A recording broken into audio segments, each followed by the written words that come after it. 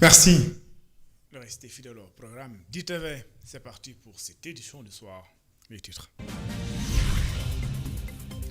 Changement à la tête de l'état-major général des armées. Le vice-amiral Oumar Wade, nouveau chef d'état-major général des armées.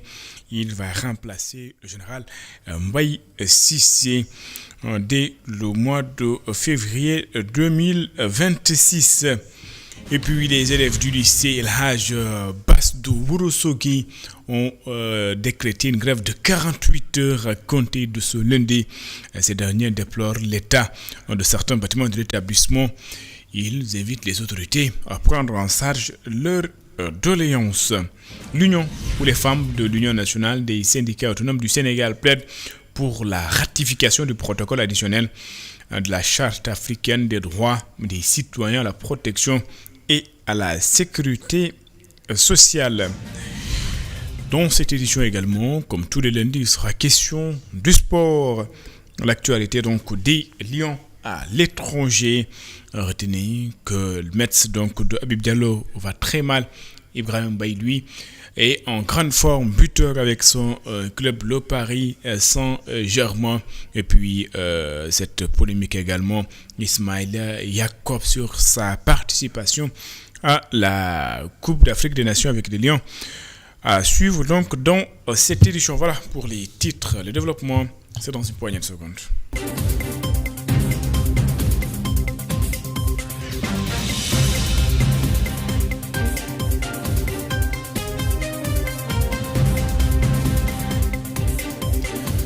Bonsoir et bienvenue. Le vice-amiral Oumar Wade est nommé chef d'État, chef d'État général-major des armées. Il va remplacer à ce poste le général Mbaye Cissé. Le vice-amiral Oumar Wade va être le premier marin à devenir chef d'État-major des armées sénégalaises. Ce sera donc à compter du mois de février 2026, une décision qui a été prise par le chef de l'État. Les femmes de l'Union nationale des syndicats autonomes du Sénégal plaident pour la ratification du protocole additionnel de la Charte africaine des droits des citoyens à la protection et à la sécurité sociale. Selon elle, les élus et selon elle, donc, il s'agit d'une priorité. Les élus et les autorités sont interpellés par la centrale syndicale. Ndigali Fall et Mfalfal. Cette rencontre a été organisée dans le but de porter un plaidoyer fort en faveur de la ratification du protocole à la Charte africaine des droits de l'homme et des peuples relatif aux droits des citoyens à la protection sociale et à la sécurité sociale au sein de l'Union africaine. Nous sommes là pour une journée d'information et de sensibilisation et nous consacrons cette journée au protocole additionnel à la Charte africaine des droits de l'homme et des peuples sur les droits des citoyens à la protection sociale et à la sécurité sociale, qui est pour nous un instrument historique de l'Union africaine, puisque ça trace une voie nouvelle pour la garantie effective des droits sociaux sur notre continent. Ce protocole représente un levier majeur pour renforcer le plaidoyer, consolider les acquis et pousser plus loin les réformes indispensables. L'UNSAS exhorte l'Assemblée nationale à procéder sans délai à la ratification de ce texte. Le syndicat prévoit également d'engager des échanges avec les parlementaires afin de les sensibiliser à l'importance de son adoption africaine. Nous allons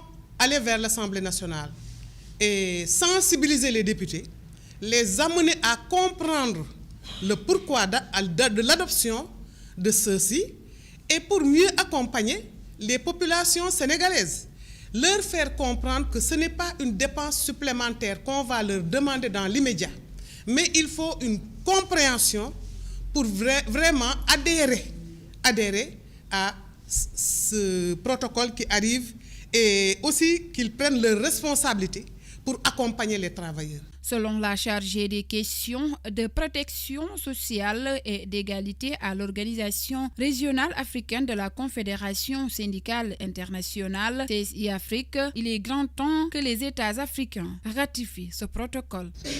Nous avons choisi ce partenariat et de travailler sur cette problématique avec nos organisations affiliées parce que le Sénégal a déjà ratifié la convention la plus difficile que beaucoup d'États évitent de ratifier en matière de protection sociale. C'est la Convention 102.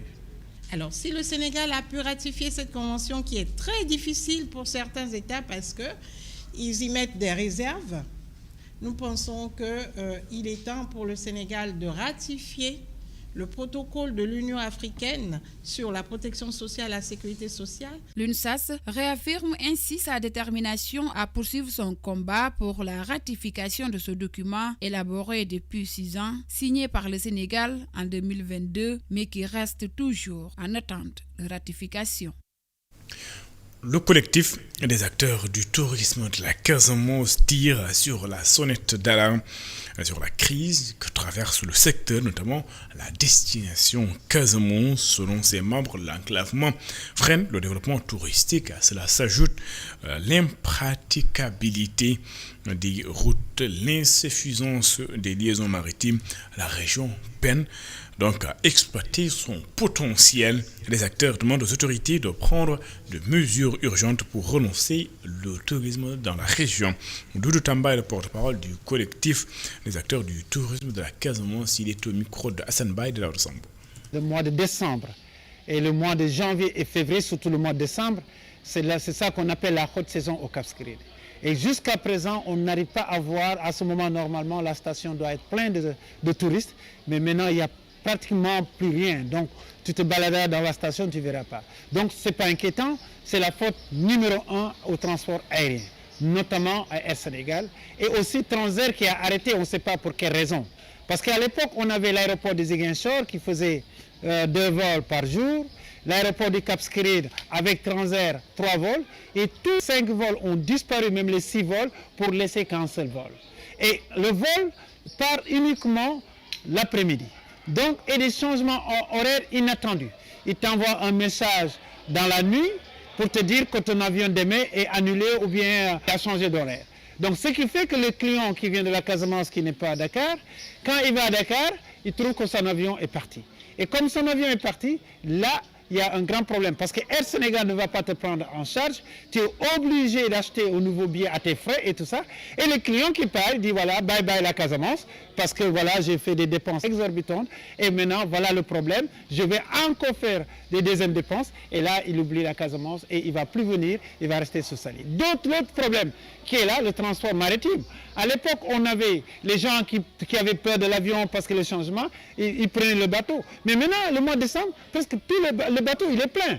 Comme il est plein, il ne peut pas avoir, les 2 autres bateaux sont aux arrêts. Donc, il y a un très grand problème. Donc, le client, l'accessibilité de la Casamance cause un grand problème, un handicap au développement du tourisme de la Casamance. L'autre truc aussi qui est important, c'est la route. La route Cap Skirring à Ziguinchor qui est en très mauvais état. Nous avons aussi la même chose, encore pire, la route Diouloulou-Bignona. Nous avons beaucoup de clients qui passent, surtout les Belges, avec SN Bruxelles, qui prennent l'avion jusqu'à Banjul et à partir de Banjul, ils arrivent ici. Donc là, il y a un très grand problème. Maintenant, ces gens-là, ces Belges-là, ils ont mis une croix sur la Casamance, donc ils ne viennent pas. Je le disais en titre, les élèves du lycée El Hadj Yarobas de Ourossogui ont décrété 48 heures de grève à compter de ce lundi. Ils déplorent l'état de certains bâtiments de l'établissement. Selon eux, pas question d'étudier dans ces conditions. Fallou Diop est le président du gouvernement scolaire du lycée El Hadj Yarobas de Ourossogui. Il est au micro d'Amadou Mardiallo. Depuis ce problème-là est présent depuis l'an passé. Je pense qu'en octobre, on était en grève. L'inspecteur était là à l'école. Il a observé la situation. On a discuté. Maintenant, lui, il nous demandait de patienter. Patienter, c'est important. Mais l'an passé, on avait des problèmes. Des manques de professeurs ici. À l'heure où je vous parle, il y a certains établissements qui sont en train de mener des grèves à cause de manque de professeurs. Oui. Alors que nous, on a fait avec, jusqu'à presque la fin du premier semestre. On n'a pas réagi, on est mis allé en grève. On est resté calme.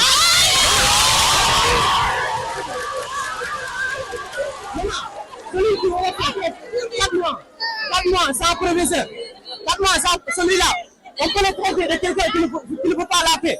On peut le traiter de quelqu'un qui ne veut pas attendre. On a assez attendu. Maintenant, cette situation-là, elle ne peut pas attendre. Il y va de nos vies, de notre propre vie. Il nous est maintenant impossible parce que tout le monde a peur. Et nous, le gouvernement scolaire, on a fait exécuter ce que les élèves demandent. Les élèves disent qu'ils ne peuvent plus étudier dans cette situation. Ce que nous exigeons, c'est une réaction immédiate des autorités compétentes. Ceux qui doivent venir, qu'ils viennent, qu'ils nous disent des choses qui nous rassurent, qu'ils nous amènent ici des choses qui nous rassurent. On ne peut plus attendre.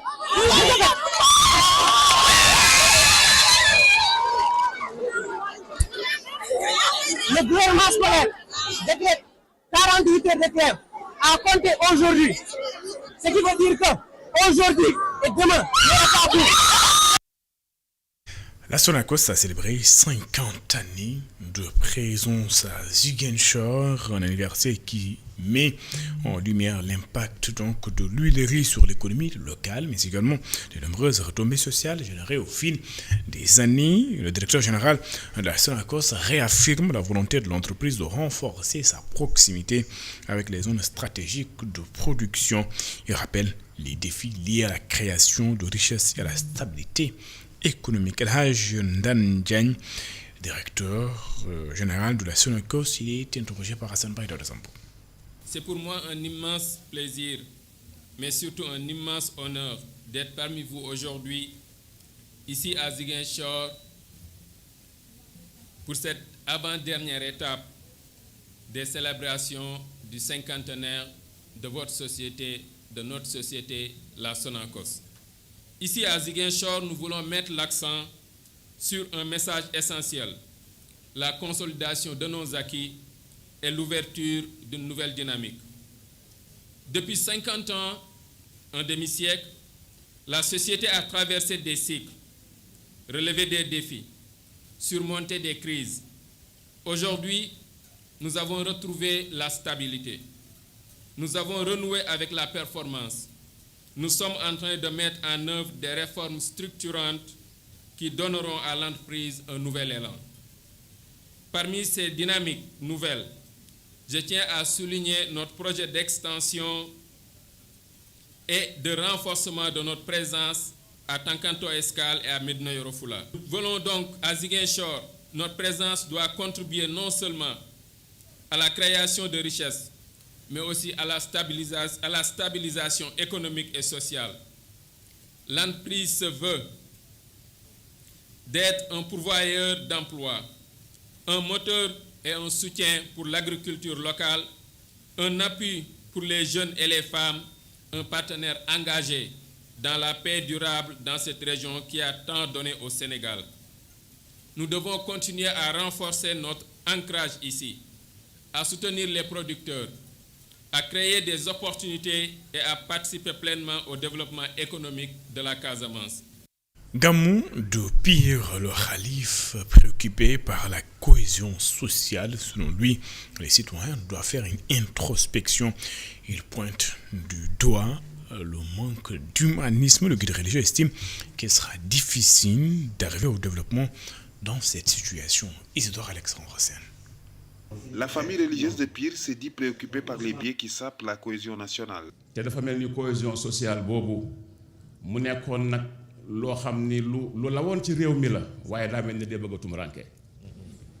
L'unité était le ciment du Sénégal, mais il est déplorable de constater que cette cohésion sociale souffre à cause de nos comportements. Sans la cohésion sociale, il est difficile d'arriver au développement. La cohésion doit être le pilier de nos familles. Hélas, tel n'est pas le cas. En atteste la mort de cette femme. Elle a disparu 2 jours dans sa chambre et personne n'a su.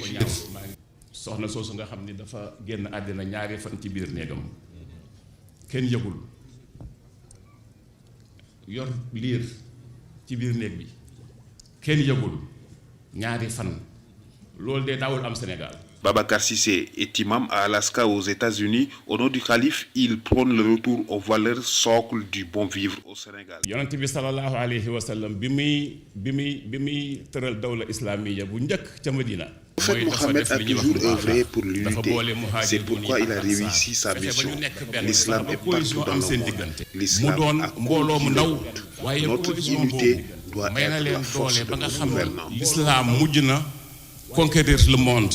Cohésion sociale bu amee ñi nga xam ni ñoom la yàlla jiital ñu nekk ci bopp réew mi seen mission day daal di yomb. Venu représenter le gouvernement, le ministre d'État chargé du suivi et du pilotage de l'évaluation de l'agenda national de transformation Sénégal 2050 dit l'engagement de l'État pour des foyers religieux épanouis. La présente édition du Gamou Pire a vécu avec une forte présence des disciples.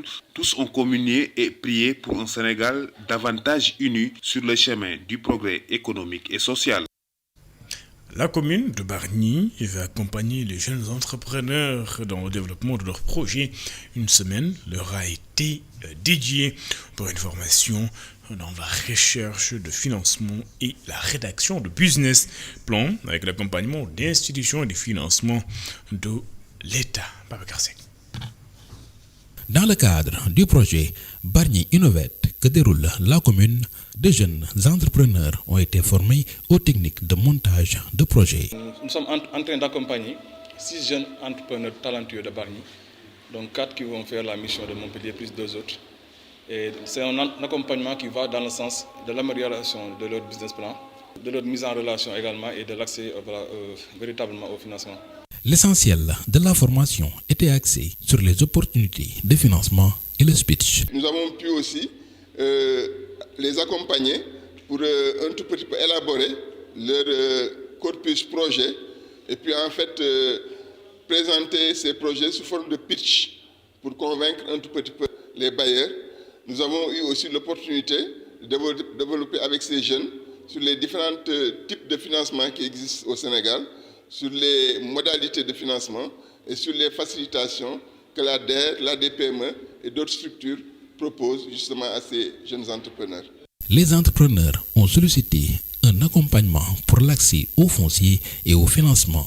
L'accès à la terre, effectivement, c'est très difficile. Moi, personnellement, en tant qu'entrepreneur, j'ai 400 mètres carrés de surface, mais là, j'ai des difficultés parce que ça commence à être étroit.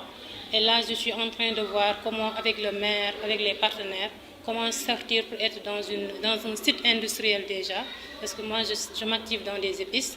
Et il y a d'autres aussi qui ont besoin d'espace, les autres entrepreneurs. Pour passer à l'échelle, on a besoin de financement. Et d'où l'intérêt de la DER et de la DPME qui sont ici présents et les partenaires. Ce programme de la commune de Bargny est accompagné par la ville de Montpellier avec comme partenaire technique la DER-FJ et la DPME. Et puis, parlons de la 4e édition de A14, rendez-vous pour la transformation digitale en Afrique. La thématique retenue cette année est un écosystème entrepreneurial fort, vecteur de développement d'une Afrique innovante, inclusive et souveraine. Pour El Hadji Diop, il s'agit d'un rendez-vous important où les autorités doivent être impliquées pour assurer la promotion des talents. Je vous propose d'ailleurs de l'écouter, il est au micro de Barso. Nous avons créé ACASA déjà pour répondre à un besoin, celui de la transformation digitale en Afrique. Au-delà de ça, donc aujourd'hui, on est également une SA, une structure d'accompagnement d'entreprises et d'entrepreneurs. Et on finit par le volet communicationnel et événementiel. Donc c'est ce qui nous a permis aujourd'hui de porter nos propres événements, à l'instar des Acatols que vous avez vécu aujourd'hui, mais également porter d'autres événements de nos partenaires et de nos clients. Acatols, c'est un format qui est à sa 4e édition. Donc à chaque fois, on rencontre des défis, mais on arrive à les surmonter. Alors, en termes de défis, ça va s'inscrire dans la temporalité généralement d'impliquer le pouvoir public, l'État, dans sa réponse qu'il peut apporter, l'État, parce que finalement, c'est celui qui met le cadre incitatif, le cadre favorable dans lequel savent éclore les startups, les PME, les entreprises à taille intermédiaire, etc. Donc, leur implication, leur cachet étatique, il est important sur ce type d'événements-là. On les mobilise de plus en plus, comme vous l'avez vu, il y a différents ministères qui ont été représentés, différentes directions, agences, etc. Donc ça, c'est vraiment le premier point. Le second point en termes de défi, ça va être vraiment ce défi de mobilisation qu'on est quelque part en train de résorber. Dans le sens où aujourd'hui, au-delà du format événementiel, on est sur un format magazine également qui vise à vulgariser, mais également à démocratiser les hackathons que nous faisons aujourd'hui, en le rendant accessible évidemment en Wolof, en français, en anglais via ce magazine-là. Et demain, on espère dans d'autres langues vernaculaires vers les autres pays d'Afrique, Inch'Allah. Il faut savoir que les hackathons, donc depuis la toute première édition, donc là on va à la 4e édition, avec une hors-série que nous avons faite à Montréal, les hackathons sont un dénominateur commun. Ce dénominateur commun, c'est l'inclusivité, la durabilité, mais également l'innovation. Ces 3 termes vont revenir sur tous les thèmes qu'on a eu jusque-là pour les hackathons. Quand on dit inclusivité, c'est forcément réduire la fracture numérique aujourd'hui et impliquer également les couches, entre guillemets, dites vulnérables, mais également les femmes et les jeunes dans ce que nous faisons aujourd'hui. Et puis, place à présent au sport.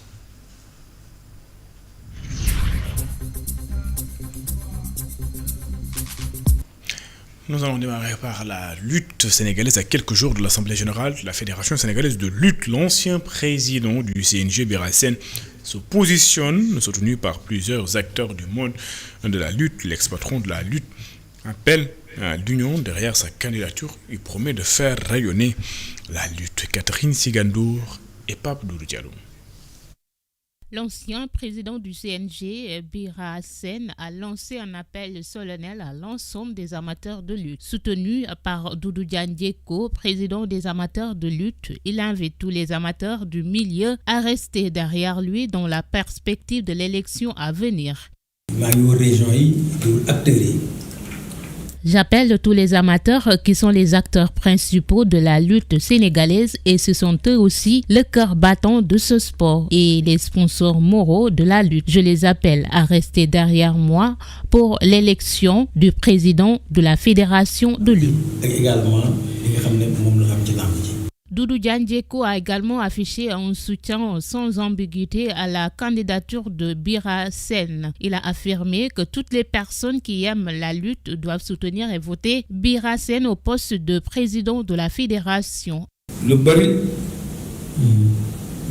Il a fait beaucoup de choses pour la lutte sénégalaise et pour les amateurs. Maintenant, les combats se font avant même la nuit pour permettre aux amateurs de rentrer tôt et nous te félicitons pour ça. Moi, je connais que la lutte. C'est pourquoi j'appelle tous les amateurs et les amoureux de la lutte à être derrière Bira Sène. Reste maintenant à savoir si ces appels suffiront à rallier toute la famille de la lutte. La réponse tombera le 28 décembre prochain, jour de l'élection, lorsque les urnes diront si Bira Sène peut réellement reprendre la tête de la discipline et écrire un nouveau chapitre pour l'arène sénégalaise. Deuxième édition de l'University Football League initiée par All Action Sport and Business. La compétition a réuni 24 représentants des universités de Dakar. Le match d'ouverture a opposé UCAO à l'UNSUP. Ça a d'ailleurs tourné en faveur de l'équipe de l'UCAO qui s'est imposée sur le score de 2-1 pour le directeur général de Kalimo Consulting, partenaire de cet événement. L'objectif est de permettre aux étudiants de s'exprimer dans un autre cadre, mais également partager leur passion. Il s'appelle Alassane Sarro. Je vous propose de l'écouter. Il est au micro de Salim Diallo. L'événement de ce jour aujourd'hui, c'est la structure All Action Sport and Business qui le porte. Donc, il porte le tournoi de l'UFL à sa deuxième édition en partenariat avec 221 Events. Voilà, donc c'est un tournoi aujourd'hui qui regroupe des étudiants à travers un tournoi de 52 matchs. Donc il y aura la participation aujourd'hui de 24 universités privées qui vont compétir à travers cette édition. En tout cas, c'est un honneur, c'est un plaisir aujourd'hui de voir tout ce beau monde qui est présent pour cette fête. Il y a une animation, il y a tous les supporters qui sont là, toute la communauté étudiante aujourd'hui ici présente. Donc vraiment nous sommes très honorés, très heureux aujourd'hui de pouvoir aujourd'hui permettre les étudiants de participer aujourd'hui à cette belle fête et aujourd'hui de s'épanouir à travers le sport, aujourd'hui qui est un symbole pour nous, qui regroupe à travers la fraternité, à travers aujourd'hui la solidarité des universités pour quand même une belle compétition pour cette édition 2025-2026. Ça fait 2 semaines qu'on avait lancé ici, je pense, la cérémonie de tirage et sort. Il y avait toute la presse même qui était présente. Au passage, je remercie la presse sportive aujourd'hui qui accompagne cette initiative-là. Et également, aujourd'hui, vous êtes encore là pour montrer que c'est un projet qui vous tient à cœur. Donc tout simplement pour dire que nous poursuivons aujourd'hui cette dynamique. Le lancement aujourd'hui c'était à grand pompe. Aujourd'hui l'ouverture il fallait quand même le faire avec montrer quelque chose qu'aujourd'hui des Sénégalais, des entreprises sénégalaises peuvent organiser des événements de haute facture. C'est pourquoi on n'a pas désigné aujourd'hui sur les moyens pour regrouper aujourd'hui tous les acteurs, les supporters des 12e Gaïndé, les Parcelles, Asiko, Guédiawaye, l'artiste international Vigie qui va prester tout à l'heure pour aujourd'hui quand même égayer davantage la fête. En tout cas, c'est une belle ambiance aujourd'hui que nous vivons ici. C'est juste une satisfaction et un plaisir aujourd'hui de porter cet événement.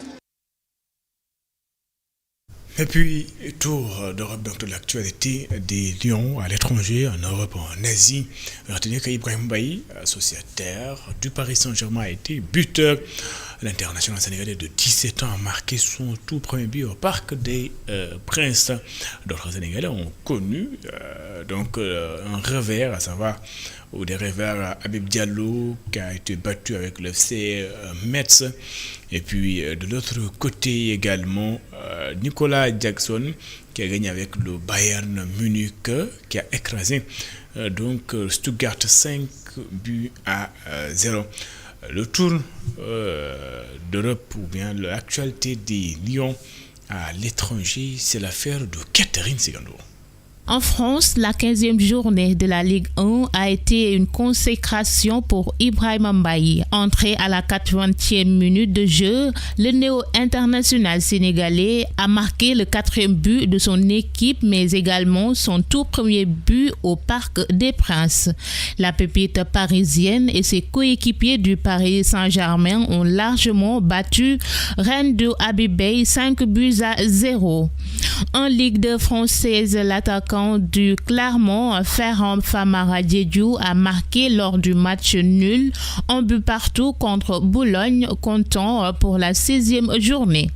Du côté de l'autre manche, en Angleterre, Iliman Ndiaye continue d'étaler tout son talent. Le Sénégalais est passeur décisif sur le deuxième but du Français Thierno Barry lors de la victoire d'Everton 3-0 sur Nottingham Forest. Et en série italienne, le Como de Hassan Diao a lourdement perdu 4-0 contre Inter de Milan. D'après une longue période de blessure, l'ailier sénégalais a disputé les 45 dernières minutes du match. Dans le championnat belge, Pape Moussa Fall, évoluant à Râle-la-Louvière, a inscrit le but égalisateur, mais son équipe s'est finalement inclinée sur le score de 2-1.